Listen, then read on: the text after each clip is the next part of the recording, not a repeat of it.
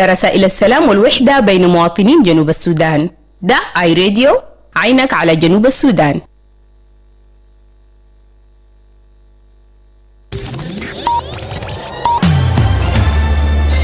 Live from Juba, on air and online. This is iRadio News. Hello, good morning. This is iRadio News. First, here are the headlines. The government spokesperson Ateny Ateny has warned that ignorance of the law offers no immunity from prosecution following President Salva Kiir signing of the Cybercrime and Misuse of Computer Act. The National Minister of Health, Sarah Cleto-Rial, has announced plans to distribute medicines and upgrade health services at Tale Primary Health Care Center following an inspection visit to the remote facility in Terekeka County. And energy experts say regional cooperation under the Nile Basin Initiative is key to reducing electricity costs and strengthening economic ties among member states. These stories and more coming to you in this news bulletin with me, Lasuba Memo, and now the news in detail. The national government spokesperson Ateny Ateny has warned that ignorance of the law offers no immunity from prosecution following President Salva Kiir's signing of the Cybercrime and Computer Misuse Act. Speaking to the press on Thursday, Minister Ateny emphasized that the new legal framework aims to secure cyberspace, making individuals accountable, a center pillar of South Sudan's digital landscape. He stated that the legislation is designed to create a balanced digital environment rather than suppress the country's growing tech sector or stifle digital expression.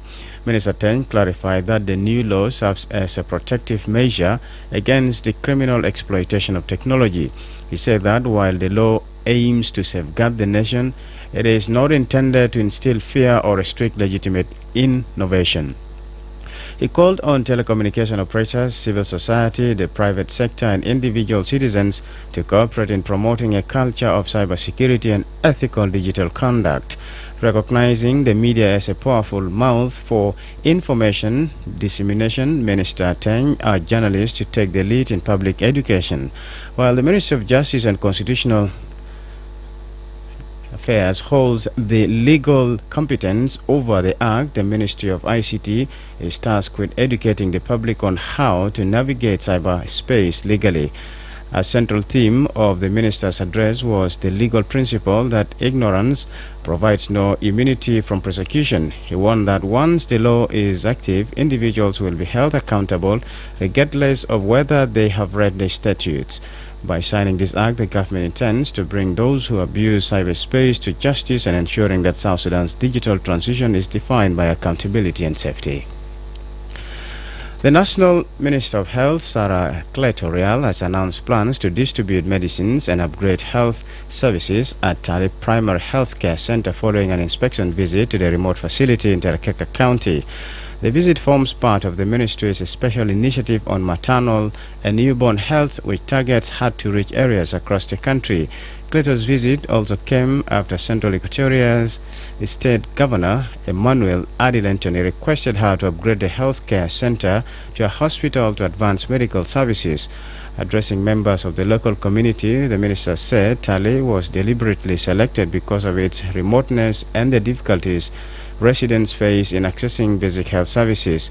She acknowledged the current challenges at the facility, including shortages of medicines, lack of electricity, and poor road access. The minister assured residents that the National Ministry of Health will intervene by supplying essential medicines and improving the condition of the facility. Minister Cleto also revealed plans to upgrade Tale Primary Health Care Center into a fully functioning hospital. She called for cooperation and support from the community as well as county and state authorities to ensure the success of the initiative. Energy experts say shared infrastructure under the Nile Basin Initiative is key to stabilizing electricity tariffs and strengthening economic ties among member states. Juba this week is hosting senior officials and technical experts from across the Nile Basin countries as South Sudan joins 9 other riparian states in marking the Nile Day on February 22nd. Established in 1999, the initiative promotes cooperative management and development of the Nile's water resources. Its structure includes the Nile Basin Secretariat in Entebbe, the Eastern Nile Technical Regional Office in Addis Ababa, and the Nile Equatorial Lake Subsidiary Action Program in Kigali.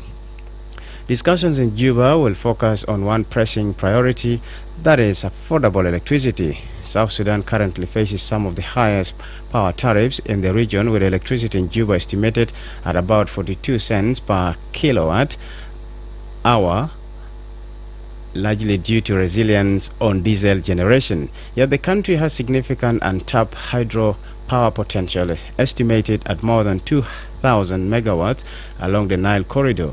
Major sites such as Fula and Grand Fula could generate over 1,000 megawatts if developed.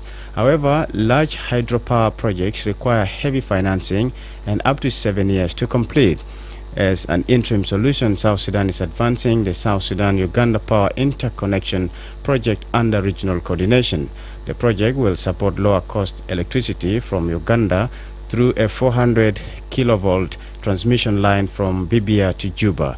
Funded by partners including the European Union and the African Development Bank, the line is expected to supply Juba with more affordable power, establish a major substation, and lay the foundation for a future national grid. This is iRadio Morning News. And now to the international scene. The Islamic police in Nigeria's northern state of Kano arrested 9 Muslims on Wednesday who were seen eating food during the first day of this year's Ramadan fast. Kano has a majority Muslim population where an Islamic legal system, Sharia, operates alongside secular law. The Islamic police, known as Hizbah, search cafes, restaurants, and markets every year during Ramadan to ensure Muslims are adhering to fasting hours. Some establishments stay open in areas of Kano where many Christians live. For Muslims, eating is prohibited between sunrise and sunset. Fasting is one of the 5 pillars of Islam, which lay the basis for how Muslims are required to live their lives. President Donald Trump says the world will find out over the next probably 10 days whether the U.S. will reach a deal with Iran or take military action. At the inaugural meeting of his Board of Peace in Washington, D.C., Trump said of negotiations with the Islamic Republic about its nuclear program. In recent days, the U.S. has surged military forces to the Middle East, while progress was also reported at talks between American and Iranian negotiators in Switzerland.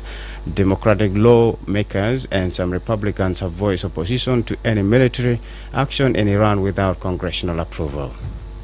This is our Radio Morning News, and to end this bulletin, here's a recap of the headlines.